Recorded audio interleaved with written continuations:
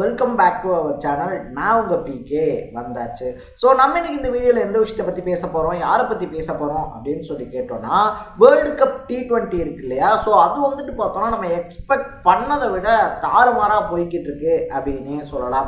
எப்பயுமே வந்துட்டு பார்த்தோம் அப்படின்னா ஒரு 2 வேர்ல்டு கப்புக்கு முன்னாடிலாம் வந்துட்டு India, Pakistan, New Zealand, England, Australia, south Africa இவங்கெல்லாம் தான் வந்துட்டு பார்த்தோம்னா டான் டீம்ஸ் அப்படின்னு சொல்லிட்டு பேசிக்கிட்டு இருப்போம். இந்த நேபாள் இருக்காங்க இல்லையா, நேபாள், யூஎஸ்ஏ, அதை தாண்டி வந்துட்டு பார்த்தோம்னா இந்த ஜிம்பாப்வே, இந்த மாதிரியான நாடுகள்லாம் வந்துட்டு பார்த்தோம்னா சும்மா வந்துட்டு கண்டெஸ்ட் பண்ணுவாங்கப்பா போட்டி. அந்த குரூப்ல வந்துட்டு இருப்பாங்க, group A, group B, group C அப்படின்னு சொல்லி இருக்குன்னு வச்சுக்கோங்களேன். அதுல இருப்பாங்க, பேருக்கு வருவாங்க, 2 மேட்சுமே தோப்பாங்க போவாங்க அப்படின்ற மாதிரி நம்ம பேசிக்கிட்டு இருக்கும்போது இந்த டைம் டிஃப்ரெண்ட்டாக வந்துட்டு பார்த்தோம் அப்படின்னா கத்துக்குட்டிகள் அப்படின்னு சொல்லக்கூடிய ஐஸ்லாந்தாக இருந்தாலும் சரி, நேபாளாக இருந்தாலும் சரி.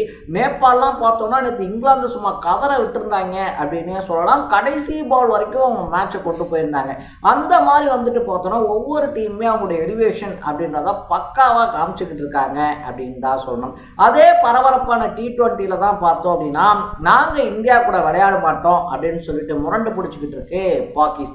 ஸோ இது வந்துட்டு சாத்தியமா அப்படின்ற பேச்சுக்களும் எழும்ப ஆரம்பிச்சிருக்கு அப்படின்னே சொல்லலாம். அதை தாண்டி வந்துட்டு பார்த்தோம் அப்படின்னா நீங்க சொன்னீங்க அப்படின்றதுனால தான் இந்தியாவில் இருந்த மேட்சை நாங்கள் வந்துட்டு ஸ்ரீலங்கா இருக்கு இல்லையா, ஸ்ரீலங்காவுக்கு மாற்றி வைக்கிறோம். அப்படி மாற்றி வச்சதுக்கு அப்புறமாவும் நீங்கள் விளாட மாட்டேன் அப்படின்னு சொல்லி சொன்னால் என்ன அர்த்தம்? அப்படி நீங்கள் இந்தியாவுக்கு அகேன்ஸ்டான மேட்சை நீங்கள் புறக்கணிச்சிங்கன்னா பின்விளைவுகளை நீங்கள் தான் சந்திக்கணும் அப்படின்னு சொல்லிட்டு ஒரு அதிரடியான அறிக்கையை விட்டுருக்கு ஐசிசி. ஸோ இன்கேஸ் இந்தியாவுக்குடைய பாகிஸ்தான் விளையாடல அப்படின்னா அவங்க என்னென்ன மாதிரியான பின்விளைவுகளை சந்திக்க நேரிடும், அதை தாண்டி இந்தியா பாகிஸ்தான் மேட்ச் ஏன் இவ்வளோ முக்கியமான ஒரு விஷயமா பார்க்கப்படுது அப்படின்றத பற்றி தான் நம்ம பேச போகிறோம். அதுக்கு முன்னாடி நம்ம சேனலுக்கு நீங்கள் புதுசாக வந்திருந்தீங்க அப்படின்னா மறக்காம சேனலை ஃபாலோ பண்ணி சப்ஸ்கிரைப் பண்ணிக்கோங்க. ஸோ ஃபர்ஸ்ட் ஆஃப் ஆல் வந்துட்டு பார்த்தோம் அப்படின்னா கிரிக்கெட் அப்படின்னாலே பிஸ்னஸ், பிஸ்னஸ் அப்படின்னாலே கிரிக்கெட் அப்படின்னு சொல்லக்கூடிய அளவுக்கு தான் இருந்துகிட்டு இருக்கு அப்படின்னு சொல்லணும். அதுலேயே குறிப்பாக வந்துட்டு பார்த்தோம் அப்படின்னா ஐபிஎல்ல வந்துட்டு சென்னை விசஸ் மும்பை, மற்ற டீம் மாதிரி தான் வந்துட்டு சென்னை மும்பை அப்படின்னு சொல்லி இருந்தாலும் கூட இவங்க 2 பேருமே பரம எதிரிகள். இவர் ஜெயிப்பாரா அவர் ஜெயிப்பாரா, பகை தீர்க்குமா, எல் கிளாசிக்கோ அப்படின்னு சொல்லிட்டுலாம் பேசுவாங்க இல்லையா. அதை தான் வந்துட்டு பார்த்தோம்னா காலங்காலமாக இந்தியா விசஸ் பாகிஸ்தான் அப்படின்ற டீம்ஸை வச்சு ஐசிசி பண்ணிக்கிட்டு இருக்காங்க அப்படின்னு சொல்லலாம். ஸோ இந்த 2 டீமுமே வந்துட்டு பார்த்தோம் அப்படின்னா டெஃபினட்டாக விளையாண்டே ஆகணும். ஏன்னா அவங்க விளையாண்டாதான் வந்துட்டு பார்த்தோம்னா ஐசிசிக்கு பெரும்பான்மையான லாபம் அப்படின்றது இருக்கு. 2007 ஓடிஐயில் பார்த்தோம் அப்படின்னா இந்தியா அண்ட் பாகிஸ்தான் இருக்காங்க இல்லையா, அவங்க 2 பேரும் நேருக்கு நேர் ஒரு போட்டியில் கூட மோதிக்க கிடையாது.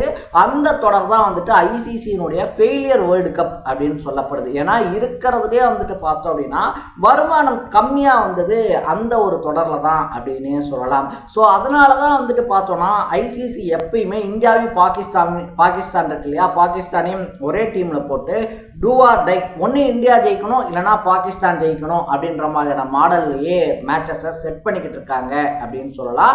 ஸோ அதுதான் இந்தியா பாகிஸ்தான் மேட்ச் நடந்தே ஆகணும் அப்படின்ற முக்கியத்துவத்தையும் ஏற்படுது.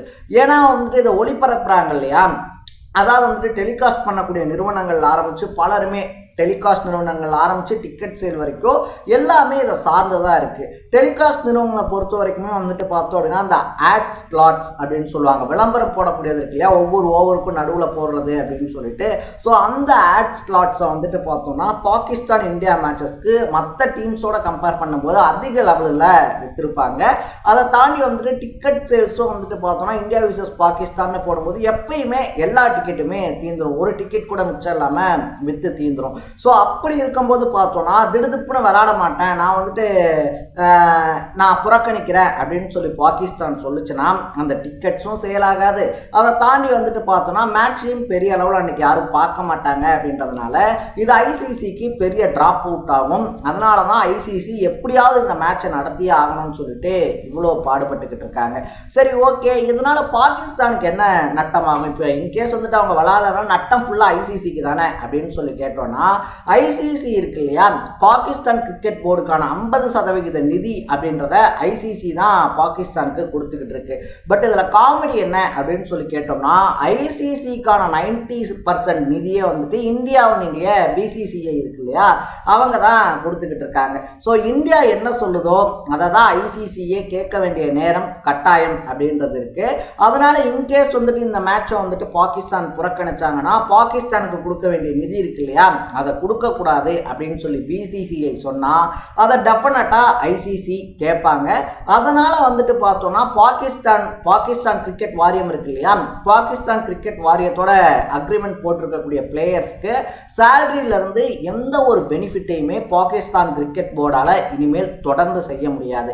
அதை தாண்டி வந்துட்டு பார்த்தோம் அப்படின்னா இன்னொரு பக்கத்தில் அப்கமிங் யங்ஸ்டர்ஸ் இருக்காங்களே, அதாவது அண்டர் 19 இருந்தாலும் சரி, அதை தாண்டி வந்துட்டு பார்த்தோம்னா அங்கே இருக்கக்கூடிய கிரவுண்ட்ஸை பராமரிக்கிறதுல ஆரம்பிச்சு அங்கே இருக்கக்கூடிய ஸ்டாஃப்ஸ் இருப்பாங்க இல்லையா, கிரிக்கெட் விளையாடுறது என்னமோ ஒரு 11 பேர் தான், சப்ஸ்டியூட்டோட சேர்ந்து ஒரு 15 பேர்.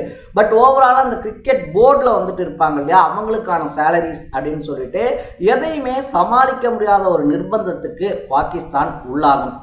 இதையும் தாண்டி பார்த்தோம் அப்படின்னா ஐசிசியினுடைய டோர்னமெண்ட்ஸ் இருக்கு இல்லையா, டெஸ்ட் தொடர்களாக இருந்தாலும் சரி, அதை தாண்டி வந்துட்டு test world cup, ODI world cup, இது எல்லாத்துலேயும் ஐசிசியால் பாகிஸ்தானை புறக்கணிக்க முடியும்.